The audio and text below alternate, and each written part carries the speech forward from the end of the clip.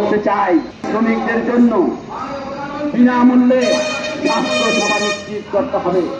বাংলাদেশ মন্ত্রী এমপিদেরকে দেখি, আমলা সচিবদেরকে দেখি, একটু ঠান্ডা কাশি সর্দি লাগলে ওনারা বিদেশে চলে যান চিকিৎসা করতে।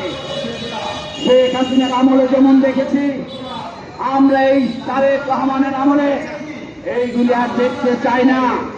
খুবই বিস্ময়ের ব্যাপার, গতকালকে পত্রিকায় দেখলাম এসি চালানো শেখার জন্য আমেরিকায় নাকি ট্রেনিং করতে যায়।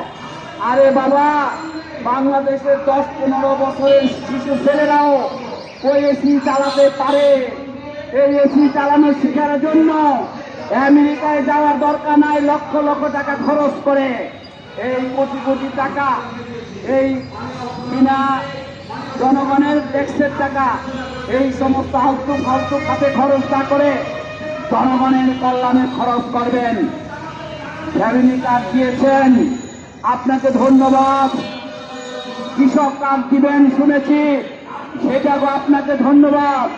কিন্তু সাবধান করে দিতে চাই, ওই ফ্যাসিবাদী শেখ হাসিনার আমলে 2020